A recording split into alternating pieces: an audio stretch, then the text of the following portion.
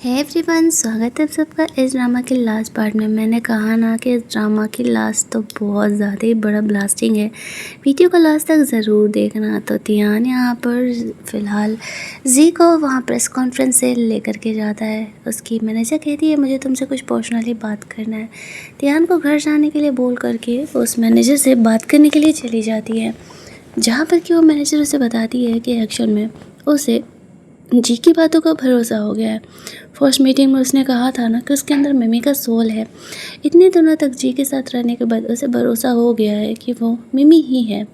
वो उसे कहती है कि सब कुछ हुआ कैसे, तो जी उसे शुरुआत से लेकर के लास्ट तक बताती है किस तरीके से फू से जैसे ही उसने शादी की वो यहाँ पर उसे मारने का प्लान कर दिया। और लास्ट टाइम जब वो मर रही थी तो उसने गॉड से प्रे किया था, उसे अपनी लाइफ में एक और चांस चाहिए और गॉड जी ने उसे वो चांस दिया।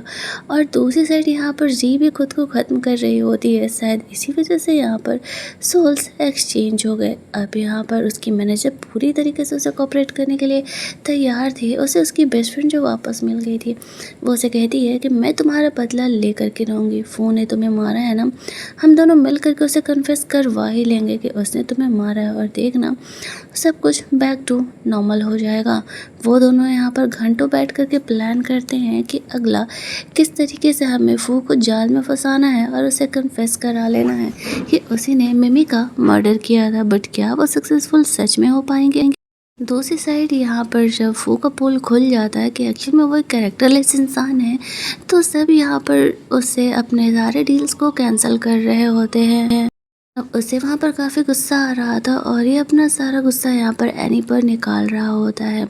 तभी वहाँ पर उसे एक डायरेक्टर का कॉल आता है जो कि एक रियलिटी शो शूट कर रहा होता है, और वो यहाँ पर फू को इनवाइट करना चाहता था। हालांकि फू इन छोटे मोटे कामों में इंटरेस्टेड नहीं था, लेकिन फ़िलहाल अगर उसे अपना इमेज बनाना है तो यहाँ पर उसे उस डायरेक्टर का बात मानना पड़ता है और वो उस शो पर जाने के लिए तैयार रहता है। अब उस डायरेक्टर ने तियान के कहने की वजह से फू को शो में लिया था और तियान को ऐसा रिक्वेस्ट जी ने किया था। वो उसे पूछता है वो ऐसा क्यों कर रही है, तो जी कहती है वो फू को पूरी तरीके से बर्बाद करना चाहती है। इसी वजह से तियान उसे कहता है कि तुमने मुझसे कहा था कि तुम्हें मिमी के सोल ने पोजेस किया, क्या बात सच है? जी कहती है हाँ, भरोसा करना है करो, नहीं करना है मत करो, तुम्हारी मर्जी है, मैं इसका कुछ नहीं कर सकती। तियान उसे कहता है मुझे नहीं फ़र्क पड़ता तुम कौन हो, मेरे लिए तुम मेरी वाइफ हो और मैं तुमसे बहुत प्यार करता हूँ और तुम्हें अपनी वाइफ के ऑब्लिगेशंस पूरे करने होंगे। वो यहाँ पर जी को किस करने के लिए आगे बढ़ता है, लेकिन तभी से यहाँ पर इसे बहाना बना देती है। हमारे रिलेशन अभी तक इतने स्ट्रॉन्ग नहीं हुए हैं कि हम दोनों ये सब कुछ करें। तियान उसका वाइट बाल तोड़ते हुए कहता है तुम्हारे सर पे वाइट हेयर था, मैं तो इसका बात कर रहा था, तुम्हें क्या लगा? फिर इसके बाद जी वहाँ से उसे बाहर घुमाने के लिए लेकर के जाती है। तियान को जी के साथ यहाँ पर डेट्स जाने थे। वो लोग हॉरर मूवीज़ भी देखने के लिए जाते हैं जहाँ पर जी को बिल्कुल डर नहीं लगता, लेकिन तियान को यहाँ पर ये हॉरर मूवी देख करके ना जाने क्यों डर लगने लगता है, और इतना ज़्यादा डर लगने लगता है कि वो एक्चुअल में बेहोश हो जाता है। इस बेचारी की भी लाइफ का एक काला सच था। यहाँ पर फ्लैशबैक में कहानी जाती है जहाँ पर हम लोग एक लड़की को देखते हैं जो कि तियान को कह रही थी कि वो उससे बॉयफ्रेंड बनने के लिए हाँ कहे, नहीं तो वो खुद को हर्ट कर लेगा। अब तियान उसे प्यार नहीं करता था तो वो उसे झूठ कैसे बोल सकता था? इसी वजह से वो यहाँ बिल्डिंग से जंप कर जाती है। जब उसे होश आता है तो जी उसके सामने बैठी थी। वो उसे कहती है कि तुम बेहोश हो गए थे, तुम्हारे सेक्रेटरी और मैं दोनों मिल करके उसे यहाँ पर लेकर के आए हूँ। जी उसे पूछती है कि क्या तुम्हारी लाइफ का भी कोई बुरा सच है, वो चाहे तो उसे शेयर कर सकता है। उसका सेक्रेटरी उसे बताना चाह रहा था, लेकिन तियान उसे रोक देता है और वो जी को वहाँ से बाहर जाने के लिए बोलता है। इन दोनों के बातों से हमें पता चलता है कि एक्चुअल में जिस लड़की ने खुद को हर्ट किया था वो कोई और नहीं, उसके सेक्रेटरी की ही सिस्टर थी। वो उसे कहता है कि मेरी सिस्टर तुम्हें लेकर के ऑब्सेस्ड हो गई थी, जो हुआ वो उसकी गलती थी, मैं तुम्हें ब्लेम नहीं करता, तुम मेरे बॉस हो। मेरी सिस्टर किसी और से ज़बरदस्ती भला कैसे प्यार कर सकती? अगर तुम उसे प्यार नहीं करते थे तो उसे ये बात समझनी चाहिए थी। सीन शिफ्ट होता है यहाँ से और दूसरे सीन में हम लोग वो शो देखते हैं जहाँ पर कि एक्चुअल में वो एक हॉरर रियलिटी शो था और सबको अपने लाइफ के कुछ हॉरिबल पास्ट वगैरह बताने थे यहाँ पर। इसी थीम के साथ इस शो की यहाँ पर शुरुआत होती है जहाँ पर कुछ और एक्टर एक्ट्रेसेस को भी बुलाया गया था। वहाँ पर तियान, जी, फू और एनी चारों आए हुए थे। जी यहाँ पर इस सिचुएशन का फ़ायदा उठाने के लिए सिर्फ आई थी ताकि वो फू को इस हद तक डरा दे इस रियलिटी शो के सामने कि वो ये एक्सेप्ट कर ले कि उसी ने मिमी को मारा है। और शुरुआत से ही वो इसी कोशिश में लग जाती है। वो हर तरफ से फू को इस तरीके से घेर रही थी कि वो आज तो कन्फेस कर ही ले, लेकिन फू उस चीज़ को कन्फेस करने के लिए तैयार नहीं था। तो जी यहाँ पर ये कहती है एक्चुअल में उसके पास एक सुपर पावर है और वो यहाँ पर लोगों से सच उगलवाने का ताकत रखती है। कोई इसकी बातों का भरोसा नहीं कर रहा होता है तो वो यहाँ पर अपने मैनेजर को कहती है चीज़ों को लेकर के आने, और डेप धीरे धीरे करके वो यहाँ पर प्लान बाय प्लान ऐसे करके सबको प्रूफ करते जा रही थी कि एक्चुअल में उसके पास सुपर पावर है। जो लोग भी सोच रहे होते हैं वो सामने ले आकर के दिखा देती है और एक्चुअल में जी के पास सुपर पावर तो था। जो भी कार्ड्स वो उन्हें चूज करने के लिए कहती थी वो तुरंत ही वो कौन से कार्ड है बता दिया करती थी। इतना ही नहीं, हज़ारों नंबर में से वो उनमें से कुछ ऐसे नंबर्स भी चूज कर ले रही है जो कि वो लोग उसे चूज करके हाइड कर रहे हैं। अब ये सारी हरकतों की वजह से फू को लगने लगता है कि सच में जी के पास कोई सुपर पावर ही है। और यहाँ पर जी उसे कहती है कि मुझे पता है कि तुम मुझसे क्यों डर रहे हो, तुमने मिमी का मर्डर किया है। अब वो यहाँ पर इस बात को एक्सेप्ट करने के लिए तैयार ही नहीं था।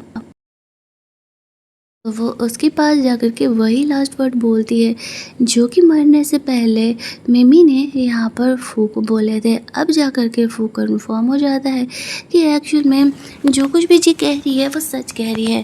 वो चिल्ला चिल्ला करके रोने लगता है और कहता है मैं तुम्हें मारना नहीं चाहता था, लेकिन पता है तुम इतनी ज़्यादा सक्सेसफुल हो गई थी कि तुम्हारे पीठ पीछे लोग मेरा मजाक उड़ाया करते थे कि मैं घर जमाई बन गया हूँ, मैं यहाँ पर तुम्हारे पैसों पर पल रहा हूँ।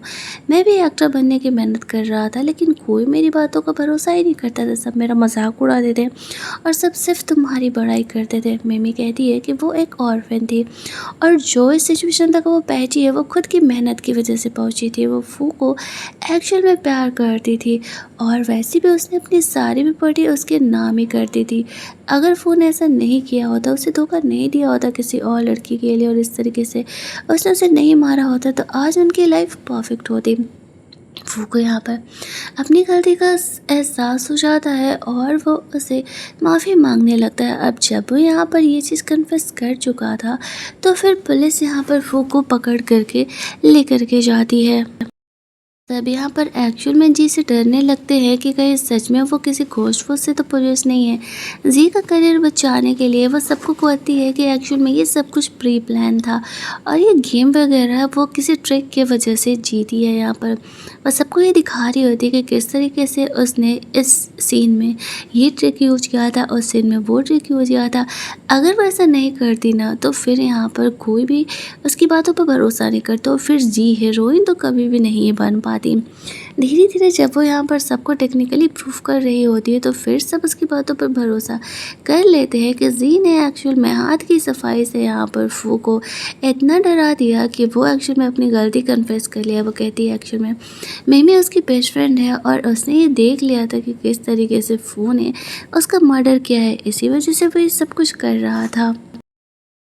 एंड होने के बाद वहाँ पर उसकी मैनेजर आती है और कहती है अब सब कुछ क्लियर है, वो जेल जा चुका है और वो उससे प्रॉमिस करती है कि वो यहाँ पर मिमी की तरह ही जी का ख्याल रखेगी और वो उसे हीरोइन ऑफ द ईयर बना करके रहेगी। फाइनली जी ने अपनी किस्मत बदल ली थी, लेकिन तभी वहाँ पर उसे वो साउंड वापस से सुनाई देता। वो उस बंदे को ढूंढ रही थी उस पूरी भीड़ में एंड गेस व्हाट, वो कोई और नहीं तियान का सेक्रेटरी था। कभी नहीं सोचा था ना कि वो हो सकता है। वो जी से नफरत इसलिए करने लगा था क्योंकि जी अब तियान के नज़र मारने लगी थी। तियान उससे धीरे धीरे प्यार करने लगा था। तब तक वो जी से प्यार नफ़रत नहीं करता था जब तक कि तियान उसे प्यार नहीं करता था। वो अपनी बहन की जस्टिस के लिए जी को हर्ट करना चाहता था और इसी पॉइंट पर हमारा ये ड्रामा यहाँ पर ख़त्म कर दिया जाता है। क्या जी यहाँ पर उसके सेक्रेटरी को जेल भेज पाएगी या फिर वो जी को मारने में सफल हो जाएगा, ये तो हमें इस ड्रामा के सीज़न 2 में ही पता चलने वाला है। कहानी यहीं पर ख़त्म होती है। मिलते हैं हम लोग एक और नए ड्रामा में।